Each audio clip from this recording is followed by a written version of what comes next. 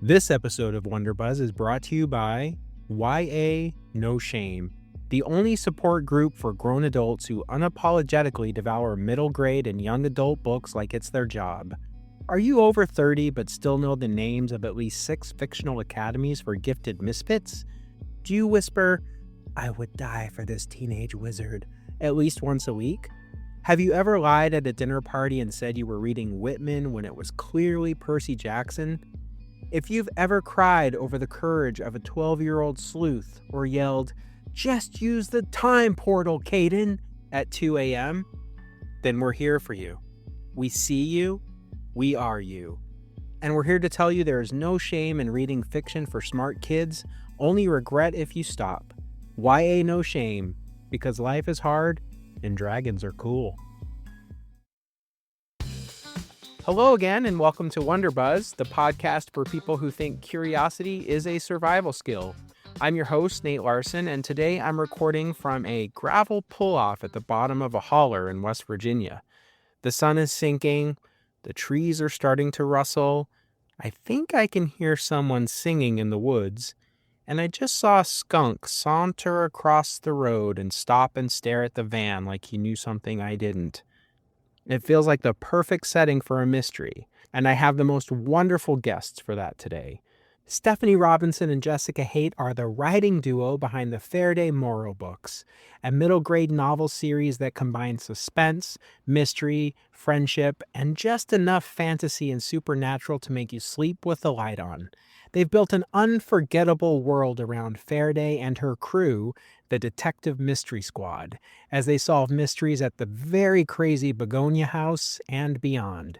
And today we'll talk about their collaboration, how it began, what keeps them creatively curious, and what adventures may be in store next. Stephanie and Jessica, welcome to Wonder Buzz. So great to see you. It's exciting to see you. And Can you just tell me where you're sitting and where you're at in the world today? We're at Stephanie's house, but I live in New Milford, Connecticut now. I live in Connecticut also, where I'm a teacher, a librarian, and a school media specialist. And did you both grow up in Connecticut? Yep. I was born in Connecticut, lived in Ohio for 4 years, and then we moved back to Connecticut, and then I've lived here ever since. I'm actually a big fan. Love Connecticut. Connecticut pride is strong here. That's great. There's this wonderful set of references in the Fairday Morrow books to other books, whether they're by Richard Blythe or Frank Baum or Brandon Mull, just this wonderful set of literary references, which made me wonder about when in your lives you really fell in love with reading or really fell in love with storytelling, because it just comes through the books very naturally, just how much respect and love and interest you have in this world. So maybe each of you could take a moment and just explain to me some of your earliest memories about falling in love with books. When I was little, my whole family were very big readers. My mom used to read aloud to me before I could read to myself, and I couldn't wait to be a reader. Both my parents were readers, my older brothers, and I was actually a struggling reader in school. Eventually, I figured it out, and once I was reading, I couldn't get enough books. When I went on vacation, I would get a temporary library card where we were going so I could visit local libraries. I thought everybody did this until I was a grown-up, and then I realized nobody does this. I've always loved books and stories. If we went on vacation, I would check out 8 books from the Southbury Library, bring them with me, then get my temporary library card, and then be able to read more books while I was on vacation. So once I started reading, I just couldn't get enough. So the Scholastic Book Fair would have been a big event in your life. Huge. And I look back because now that I'm a teacher, we used to have this thing too that was called RIF, Reading is Fundamental, and they would let everybody pick a free book. And I was the child that was like, I couldn't quite decide which was the free book I wanted. Like the class would be leaving and I'm still like, look at all these books I have to check out before I decide the one that I'm going to take home. All these years later, I can still remember taking out the Snow Queen from that pile and different books that I borrowed and couldn't wait to read. The Scholastic Book Fair, besides the awesome posters of animals, I also couldn't wait to get the books. I wanted all of it. The books, the whole experience. And how about you, Jess? What are some of your earliest memories around books and reading? The first book that really took me into the world of reading was Ellen Tebbit by Beverly Cleary. That opened the door. And I was an only child, so I spent a lot of time by myself imagining stories, and reading actually came pretty naturally to me. I always loved it, and I love stories, and I started writing stories when I was pretty young. I still have them all, so I can go back, and they're really quite fascinating. And even now, I can look back on some of them and be like, I could take that further, or let me expand on that idea or whatever. Some of my drawings too, same thing. So I always had that just love of story. And how did the two of you meet? So Steph and I actually, we became friends. I moved to Southbury and started going to Pomperaug freshman year. And Stephanie and I met in English class, and Mrs. Walsh, right? Wasn't that my class? And we liked the same books, and we started hanging out. And as our friendship has grown, like we've had our own private book club. We've read many books. Like we love talking about characters and stories. And so everything grew from that point. So I want to jump back real quick just to something you said about growing up and being an early writer as well. I think it's so wonderful to go back and read those things because there's something about an unbridled imagination when you're a kid. Everything is possible, and you don't know enough to know that some things aren't great stories yet or whatever, right? The limitations are just not there. And so the two of you took this love of reading and this early passion for writing and reading, and you've turned it into creating your own stories, which is no small task. No. This is like a major undertaking. Yeah, it's one thing to think about doing it. It's a whole other process to actually do it. And you've now done it twice. We didn't even know how big it was, Nate, when we were starting. Oh my God, no. Just to give a little bit of context about the setting, and I don't want to give anything away about the stories. I'm going to try not to give anything away about the stories because so much of the fun is unraveling the mysteries as you read the books. But there is this house that is haunted and that has had a number of misadventures in its past. It's called the Begonia House, and the Begonia family lived there. And a new family has moved to town. That's Fairday Morrow and her parents and sister and dog. And they don't know the history of this house. And as they move into the house, we start to really find out more about the Begonia House history. It sounds like the Fairday Morrow books started with the character of Ruby Begonia and a poem. It started with an inspiration from My grandfather, and they lived in Richfield on Lake Madawaska. I thought it was huge and spooky when I was a kid. The original concept was about Ruby Begonia and her high heel sneakers. And my grandfather used to tell me stories, so I wasn't afraid. When I was a kid, I looked for her all the time. There's a house in Richfield I thought she lived in because I didn't think she lived at our house. I thought she haunted the upstairs and went through my grandmother's wardrobe. There's like all kinds of things I made up about her. And that evolved. That's where the original story came from. And it's grown exponentially. So you're visiting your grandparents as a kid in this place on the lake that feels a little spooky, and your grandfather is telling you the tales of Ruby Begonia and her high-heeled sneakers to help you feel less afraid. And it sounds like your imagination just takes off from there and you begin writing about it. I can already see the core elements of the books in these origins. So where does the character of Fairday Morrow come from? So after Jess had written the poem, and then she decided to turn the story into a middle grade book before she even had all of the ideas fleshed out, she had asked me if I would like to work on a middle grade book with her. And I was a little unsure because Jess and I had been friends for so long, and I didn't want anything to ruin our friendship because people can get very much like concerned about their writing and wanting their ideas to be out there. But we came to a place that we wanted to write the best book possible and that it was going to be about the story and not about our egos. And during that process, Jessica had been working on the middle grade book, and she has mentioned to me before that Fairday Morrow just came to her, just the name and the character. And then we developed her together. We sat out on my porch and we brainstormed all the characters and all of their qualities and all of the things about them. And we were able to really get to know the characters, and we know them in ways that don't even ever show up in the story sometimes, but they just helped us to know the characters. And I want to talk to you a little bit about process, because I think writing alone is hard. Writing together, like you said, has some interesting challenges with it. But it sounds like you sat down and did a lot of world building first, just imagining all of these characters. Tell me a little bit more about that. So we sat out on my chairs on my porch and we had all the characters. We made lists of all their qualities, some of their special skills, like who could hold their breath the best underwater, all these different things that may not have ever shown up, but they just helped us to get to know them.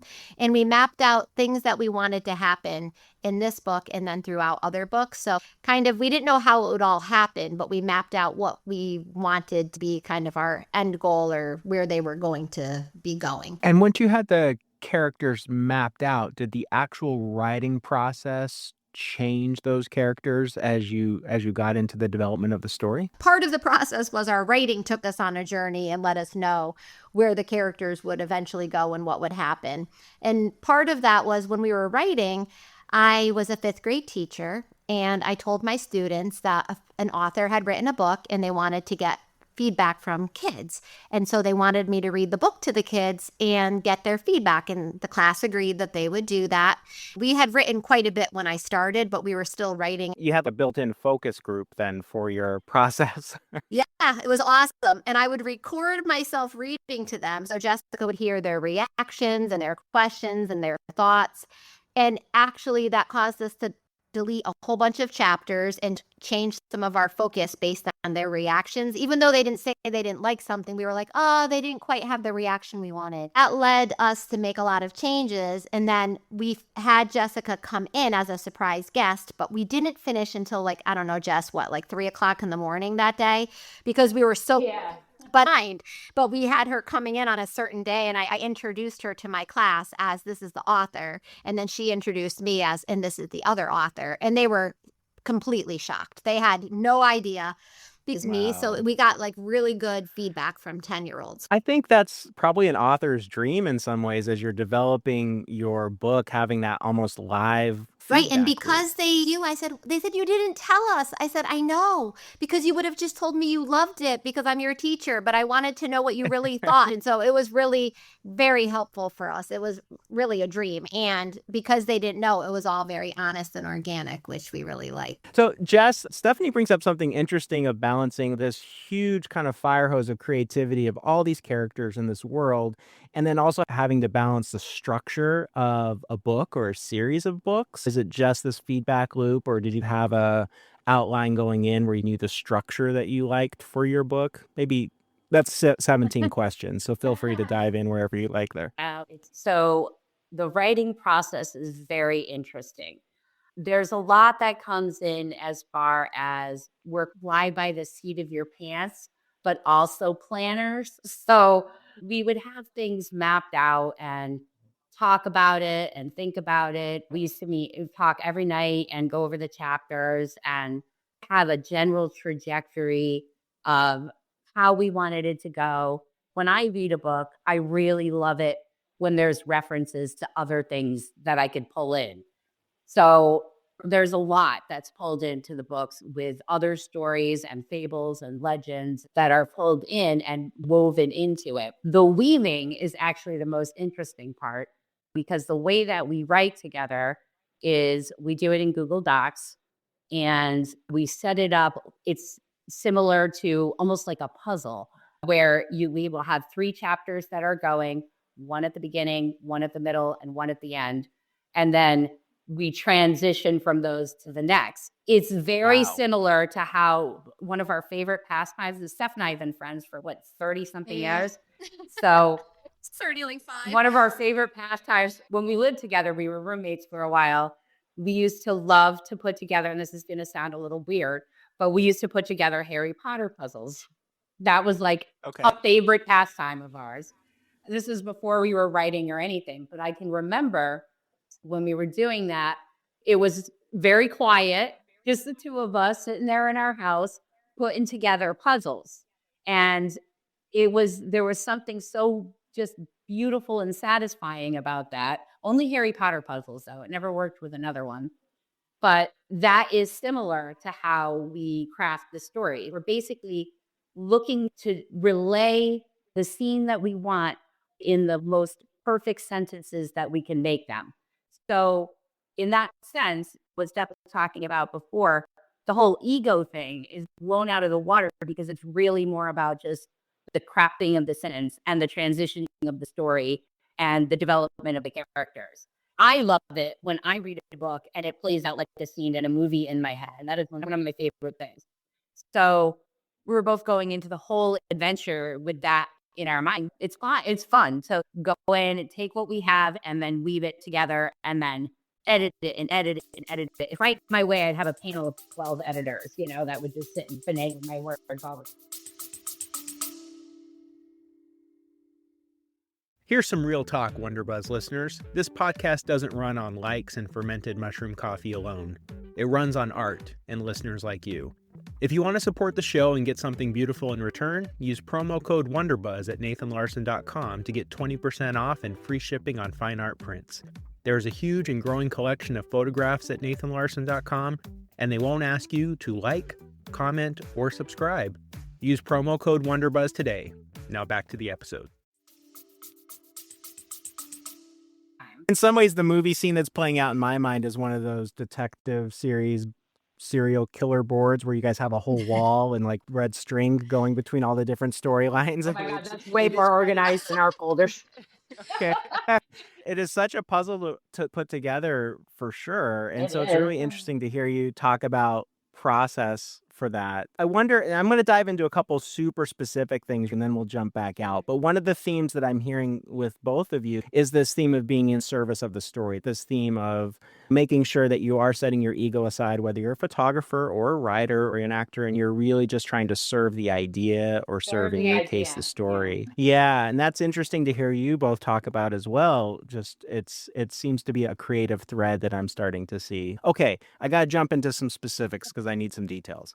The mouse fillets. Oh, so I love Fairday's parents, and I want to talk to you a little bit about how you decided to deal with parents in a book like this. I find that's always interesting in young adult books, is you want the parents to be characters but not get in the way of the story. And then the details you have with her dad on his culinary expeditions, including these mouse fillets, which are these very thin sliced pickles. That seems like so specific that it has to have come from somewhere. That was my stepmother's mother. She was German.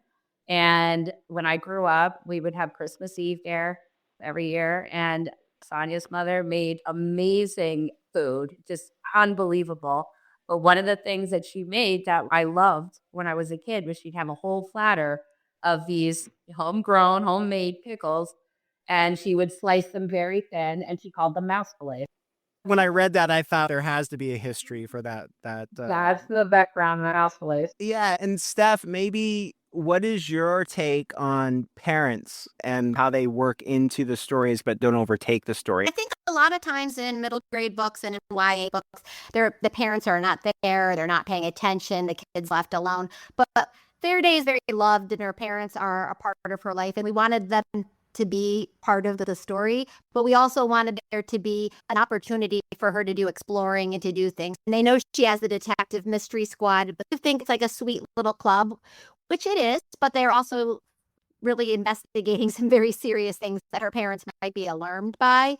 But we just had enough to sprinkle her parents in throughout the story and make them a part of it, but not make them the whole focus, or negligent parents where they're not paying attention to her. It's more like we all grew up in the 80s and we have a little more of a chance to go ride our bikes or go do things out in the woods, and our parents might not have been watching over us every second. And so we wanted her to have that chance to be a kid and explore things on her own or with friends. Just like what we did. I was thinking, Nate, like when we were in middle school, you and I would just arrange on the actual landlines at our parents' houses. And I would take the bus over to your house, and your mom made homemade pizza, and we would hang out and do stuff. But our parents didn't arrange the time to hang out with friends. We were the ones arranging the time and then clearing it with our parents and making sure it was okay. But it gave us a little more control of our lives. Jess, I don't know if you want to add anything to the whole concept of how you're working with parents as characters in the young adult world. Sure. I think as far as Faraday's parents go, just what Steph said, like they're turning the Begonia house into a bed and breakfast. So they're very busy. It's a big dilapidated Victorian manor that needs a lot of work. So they're there. It's just nice for me too, like with having Fairday just have these really loving, engaged parents. It gives her kind of more of a solid core as a character of being able to feel more confident about the things that she does. And then Lizzie, who's Faraday's her best friend, her parental situation is different. Her parents are divorced and she has a brother. She lives in the city. So the dynamics between Fairday and Lizzie are different, but they work very well together. And so staying in the specifics and jumping to the second book, Jess, you alluded to this earlier with your comments about weaving in other storytelling traditions, but you bring in a much bigger world of storytelling in the second book, weaving in West African storytelling traditions and myths, and of course, continuing this theme of tying the Fairday Morrow series to other classic novels. With like Anansi. Yeah, exactly. And that's to me are like dropping these little clues in the book that would say to a young reader, oh, you could go find out more. Oh, I love tying it in. I love because it connects for me. I'll tell Steph, I'll be like, oh my God, we could pull this one in and that will connect to this. And it is like a big puzzle. And when the story grows and it's evolving, things pop in. That's a reference that I learned from this particular myth or this folklore. And so particularly in the talking library, that's a big theme that happens, and that is pulling in different clues from different stories, different myths. And I think it also, as a young reader, if you get engaged and fall in love with a book and that book is referencing other stories, It opens the doors. It opens those doors. It's always exciting when you recognize another book or another story. And for me, I'm the kind of reader, maybe this is part of why I'm a librarian. When I see something and if I don't know about it and it's referenced in a book, I will go research it and find out a little bit more because I know it's going to tie in, especially if I've already noticed other things that are starting to tie in. Then I know this could be an important part of the story that I want to know. Yes. Yeah, and the next question I have, without trying to keep the mystery around these two books intact, there's a scene where punctuation comes to life. And I had this amazing memory of many English teachers telling me how bad I was at punctuation. And I always had this kind of love-hate relationship with writing. I thought of punctuation as the enemy. So you can appreciate. I could appreciate the punctuation coming to life and being scary. I think Lizzie says I didn't know punctuation could be so scary. I was like, oh, I felt that when I was a kid for sure. Love that. I love that part. Yeah. I guess the reason I bring that scene up in the book is because you have experience with teaching, Stephanie, and you're both very passionate about the young adult fiction world. Did seeing other kids' experiences around you, whether they're family or friends or anything, really influence these characters as well? Like that observation of me really struggling with punctuation? Or again, I'm asking horrible questions today, so I appreciate you playing along. You know, you're asking excellent questions, and it's definitely part of it. As a teacher, all my students wanted to know is this after me? But say the truth, Stephanie. Many people that we've met are noted in the book in one way or another. Right. You should carry a warning sign that says, I'm an author, you may be in one of my books, or something like that. We're a big fans of Write What You Know, and certainly parts of it come from things that aren't our lives, but we've twisted even things that happen to us as adults. We won't give anything away, but there's a part where there's some furniture that moves, but it's a very similar story to something that happened to Jessica and I. So we would kind of take things that happened and make a little twist on them to make them apply to the story. And take situations like her classroom, the way it's set up, it's very similar to a real classroom because I was a teacher and I was using real things to help make it seem more believable to kids. The world of the imagination is built upon the scenes that you're in your experience. Yes. Even though we're building imaginary worlds and characters, there's so much influence that comes in throughout our lives. You probably could recognize some things in there, Nate, because there's people that have influenced certain characters and their names and stuff that are actually in the book. And I was going to say, when we first wrote our characters and we had our editor at Random House, Krista Vitolo, was reading it, she first was telling us, you need to see if you can do something to differentiate Lizzie and Fairday a little bit more from each other because they're similar. And a lot of times friends do have a lot of similar traits, the way that they might talk, the things that they might reference. And when that was going on, we already knew that Lizzie was from Minnesota, her family. You betcha. You betcha. I said, I go to Minnesota every summer, or I've been there almost every summer of my life, especially growing up. And there's things that they do say. People my relatives are like, we don't say that, but I'm like, but you do, because I've been there and I go to the stores and it's very different than when you're here. Just like they might say pop or do say some different things. So we tried to tie in all those things, but it helped us differentiate the characters a little bit, but we tied in things that we really knew from our own lives. I will say that the characters are so crystal clear so quickly, and now that I'm talking to you about it, I can see why. You very quickly get to the heart of all the kids and who they are, and I think just like you said, they play out a bit like a movie scene in your head as you're being introduced to these characters. And seeing the friendship between Lizzie and Fairday is such a cool relationship too. They're very different, and I think in the second book you see that more. But just such fast, deep friends. It's great because a lot of times when kids move to a new town and then they might still feel the connection to kids in their old town, but they're also trying to make new friends. So there's like a balance for someone like Fairday to keep her old friendships alive, but also still get to know new kids and find a place at a new school. I think Lizzie and Fairday are very reflective of my relationship with Stephanie. We've been friends for a long time. And yeah, it's very reflective. And there's a little bit of both of us in Fairday and in Lizzie. And so really writing the story from Fairday's, it's mainly from her perspective, but their camaraderie together is fun for us because it's like, what would we do? Right. And where one person might be a little timid to react? do something or not think it's a great idea, you have the other friend kind of influencing you to, take the leap or do the thing. And you have the person there as a safety net. That's right. And they take turns supporting each other in different really important moments in the books, which is great. Yeah. So we touched a little bit on the commitment and the work. And I think you guys were joking a little bit, but probably not, about if you understood the depth of this undertaking, you may not have done it in the first place. But can you just talk to me a little bit about the struggle of trying to get some of these projects over the finish line and what you've learned about yourselves in that process? I think we started, we definitely had no idea. What it all involved as far as publishing a book.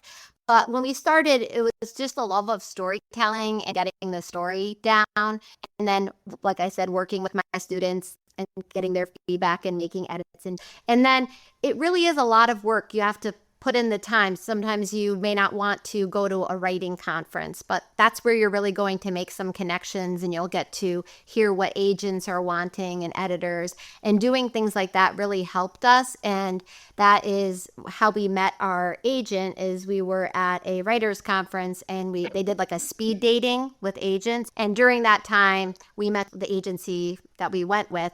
So that worked out very well for us.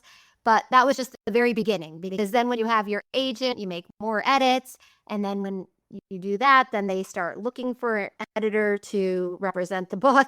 And that's really when the work is just getting even bigger. We signed the contracts and then we had, Jess, about almost 2 years until the book came out. Yeah. Because they send you edits. They go over different aspects of it. You have to send it back in. Then you do copy edits. It's such a deep process, but it just helps you become better and better. But it is definitely a big time commitment. I remember thinking when I was growing up, I'm going to grow up and I'm going to write a book a summer. And no, it takes a little bit longer. And we were doing this while we were both working, and it is super fun, but it's definitely a very busy endeavor when you're writing and working and trying to meet deadlines and do all of those good things. Yeah. I love the editing process. I love it. I think that it was very exciting to work with Krista Vitola. She definitely made us better writers, for sure. She was great. She was absolutely wonderful. That process is great. I love it. There are a lot of parts of bringing a story to life, birthing a book, that are hard. And you have to be pretty dedicated to the whole thing, for sure. Yeah. It really is for the love of the story. You look at your project and you're like, it deserves to be born. And so you have to really stick by that and hold to your commitments and keep to all those deadlines. And not unlike Lizzie and Fairday, you two have different strengths that you bring to the project and probably support each other in different ways through that process. And I think the word that's coming out from your answers to that question is Mhm. tenacity. Like, you have to have a lot of tenacity to see something like this through. What do you think about that Definitely. word? You have to be prepared to basically be like a wild animal sometimes. All I've done is condense words for the last 48 hours, and you have to just do it because you want to do it. Before I edited, I always thought that an editor would tell you more about what you needed to do. I mean, they tell you, of course, like commas and things like that. But I thought that if there was a gap or they thought there was a problem, they would tell you what you should do. But they just say, tell me more or give a reason. And then you're like, okay. And you have to come up with the reason. Like in our very first edition, when we first got our editor, we didn't have our little pug. Auntie M wasn't in there. But then, Really? but then something came up and she said, you need a bigger reason for this. And we're like, well, Fairday has a dog. And then we went back and we wrote Auntie M into everything. And then we had to add in some chapters, but it is interesting because no one said add a dog. And now, Auntie M is such a great character. She's so a part of the Morrow family. That's happened to us a couple of times where the story had to like sidestep or go in a little bit of a different direction. But out of those times, great things were born into it. When you talk about editors, I think about scary Mhm. punctuation again. So I'm just going to leave that one alone. One good thing about an editor is it let us know that we, as writers, didn't need to worry as much about the punctuation because there's experts that will tell you. When Jess and I were working together, we actually, all the time of writing the book, we never had any arguments or fights. The only thing that we both felt very strongly about was this one particular comma. Jessica wanted it, then she didn't want it. This is the type of comma that you can have or you cannot have. And Jessica's like, well, if we don't put this in, then I'm not believing any comma rules. And I'm like, well, we can take it or leave it. Nate, we put it in, we took it out, we put it in, we took it out. Then it doesn't matter because in the end, someone else decides if that comma should be there or not. The other thing that we found to be very helpful, because it turns out that when Steph and I write, we tend to use various different things like gray and GRAY and GREY, or toward and forward, leapt and leap. And so one thing we learned from the editor was how to have a style sheet. So we have a style sheet now when we write. So if we're uncertain about how that word is in the story, you could just look it up on the style sheet. It is because our editor was like, do you want to write the British way or the American way? Either way is fine for some of these words, but you have to pick. And we're like, I don't know. We didn't even know we were switching. I like them both. I have an image in my head now of Jess dying on that hill over that comma, just planting her flag with. Believe in another God. Commas are dead to me now. I don't believe any rules of grammar anymore. You're a rebel. Jess is the rebel, I can tell. Of course, the big kind of burning question I have at the end of book 2, and I'm sure this is the question you get when anyone reads your books, is there another story in this world coming? And I don't even know if you can talk about that, but it sounds like at the very beginning, when you were first conceiving of these characters, you were also thinking of a much broader story. Yes. Yeah. The third book in the series is Fairday Morrow and the Master's Emporium. It is almost finished, but it's a little bit on delay. So it'll be out when you least expect it. Fear not the unexpected. And it pulls in a lot of different worlds, just like it's more of an expansion of the talking library. So it's far along in the process, but just like the first book kind of had a lot of ties to the Wizard of Oz and different little touches that would tie into that. And then the second book with the talking library had a lot of connections to Alice in Wonderland and Falling Through the Rabbit Hole. And now this book, The Master's Emporium, also ties into another classic, Charlie and the Chocolate Factory. The Master's Emporium is going to be very exciting. Like anything, you can't rush something good. That's right. Well, now, having just heard you guys talk about the process, you can tell just how much care and thought and detail is going to each one of these stories. So, as we've said, you have to serve the story wherever that takes you and however long that takes you. So as we start to wrap up, do you have any questions for me? With all of that traveling, what would be some of the highlights you would recommend to someone? Oh, goodness. I do say this a lot, so I hope it's not repetitive for people. But that trip up to the Arctic Ocean was certainly just an incredible highlight. And Alaska in general, the scale of it, the breadth of it, certainly the wildlife, the people. So Alaska is one of the major highlights for this trip. But the other thing I've learned that I've been trying to put into words more recently is that every state, just to think if we want to use states as the way to talk about it for a second, is incredibly diverse and it's many things. We tend to talk about states as this state does this and that state does that. But just being able to live in these states and to meet people all over, you realize how diverse every place you go is. And that's just been a wonderful reminder for me as well. And now I completely agree with you. You could be in one area and you venture off and you see very different communities and things that you weren't expecting. Now, I know that I've experienced some different interesting weather or encounters. Has there been any times that you've actually felt very fearful? Yeah, I've had a couple scary weather events. Wind is the thing that really gets me. I'm traveling in a Sprinter van and it's quite tall. And so I've been in really bad windstorms and on the edges of some tornado systems. And that has been very uncomfortable. I've tried to find places where I can get the van down lower or up against something. So wind has been the one that's been the scariest for me so far. Yes. Fingers crossed. That's I'll as bad put as my it fingers gets. crossed for you. I would say for me the same thing with wind. I was wondering that as I look at all your amazing photography and all the shadows and the way that the light is playing in the pictures and the different ways you're able to capture things, everything always seems very calm to me or peaceful or gives me a happy feeling. And I was wondering, are there times that there's scary feelings? Yeah, there's definitely times where if you were to look behind me the other way, it'd be pretty much chaos. So sometimes you're right. I love storms. You do an amazing job with your photography. Oh, thank you. Thank you very much. I appreciate that. Jess, do you have any questions for me? What was your favorite landscape that you photographed? It's usually the last one I was looking at. So I just got to spend a few weeks down in North Carolina, and the Blue Ridge Mountains are just incredible. And that's my most recent answer is the Blue Ridge Mountains in North Carolina. I love that because it's like writing. It's always what people say, what's your favorite? But a lot of times it's whatever you just finished becomes your favorite for a little while. That's exactly right. Those are good questions. Thank you very much. I appreciate that. Thank you for answering them. So I end interviews with quick cues. I've written 10 really random, poorly constructed questions that you are not allowed to see the punctuation in. And you're not going to answer all 10 of them. You're just going to give me a couple numbers. And I'm going to, in this case, because there's two of you, I'll read the question. Then I'd just love to hear each of you give me a quick answer. Sounds great. Okay. Here we go. Jess, pick a number between 1 and 10, and I'm going to read you a question that is going to just blow you away with how well crafted it is. Okay, number 5. It's her favorite number, so that was obvious. Stephanie, you're not supposed to tell people that. She knows what number I'm going to pick too. All right, here we go. You can each answer this question. Fairday walks into a bookstore. What section does she go to immediately? Jess? You would go immediately to the middle grade fantasy section. Middle grade fantasy.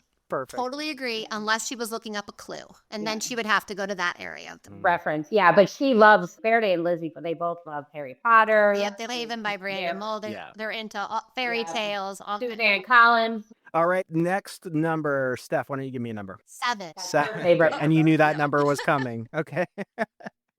If you had to spend one night in the Begonia house yourself, what is one item you would make sure you had in your DMS backpack? Oh, that's a good one. Do the blueprints. Blueprints for you too, Jess?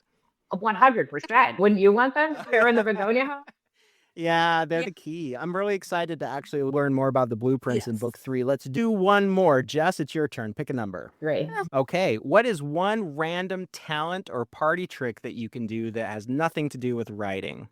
I don't know if people would be surprised, but I love to paint. I don't know if that's... Yes, and your artwork is incredible. I get to see it when you post it online, and I love it. So I'm glad you brought it up. Yeah, thank you. I love to draw. That's where it all started. But my art craft has evolved into various different types of styles. But I would say acrylic painting on wood canvas board is probably the number one style of art that I like. And Steph, what's a talent or random party trick? This is a talent I would not want to display at a party because I don't think it would be that safe. But I'm an excellent sleeper. I could fall asleep my whole life standing up. I could fall asleep on a hard floor. It does not matter. And it's very fast. I'm a very quick sleeper. I can stay awake, obviously. I go to work, I do things, but when necessary, I could fall asleep faster than almost anybody and in any kind of a situation. I have 3 brothers, so I think I really learned how to tune people out at a young age so I could read and sleep and do the things I needed to do. I can tell the confidence that you're speaking with too, that, you have no doubt. This is like a real skill. Yeah. And when my nephew was little, he had trouble sleeping, one of my nephews, and I whispered all my secrets in his ears. And I will tell you, this kid, he's now in his 20s, he could fall asleep anywhere. I'm like, see, Riley, I really taught you my sleeping tricks. Do you guys have time for one more? Yeah, of course. Steph, I think it's your number. Okay, I'm going to go with 9. Do you have any music that gets you in the mood for writing? When I'm writing, I usually don't listen to anything. I just have silence.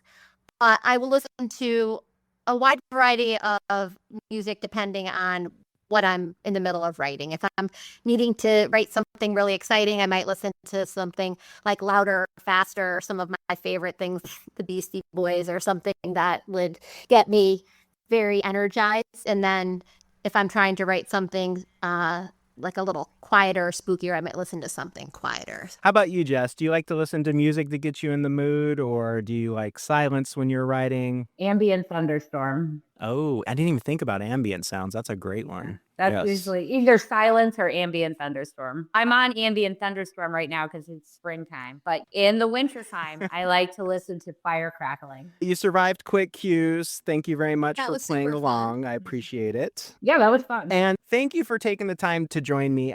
There's lots of other questions I have, both about the books themselves and your process, but I think this was just such a great overview of both how these ideas came to life and then how much work it took to get them out into the world so we could all enjoy them. So thank you for putting in that Thank you. time. And super excited to know that more is coming. So I really appreciate you joining me on Wonder Buzz today. Thanks, Nate. It's so great to talk to you. Thank you for having us. Well, you've made it to the end of another episode of Wonder Buzz. A big thanks to Jessica and Stephanie for taking us into the curious world of Fairday Morrow. They are both such a joy to talk to. You can find out more about their novels and their upcoming bookstore appearances at fairdayfiles.com. And you can see more of Jessica's artwork at cottage5.com. I will make sure to add the links in the show notes, so please check those out. If you want to see more of my work, head over to nathanlarson.com. You'll find prints and probably at least one photograph of a barn that I stood in the rain way too long to capture. Or if you prefer to scroll through a curated vomit taco of ads, reels, and grief, then by all means follow me on Instagram at nathanlarsonphoto. Send comments and questions to podcast@nathanlarson.com, and please remember to recommend Wonder Buzz to a friend and rate and review wherever you listen. Thanks again for joining me. Keep exploring. Stay curious, and I will see you on the next episode of Wonder Buzz.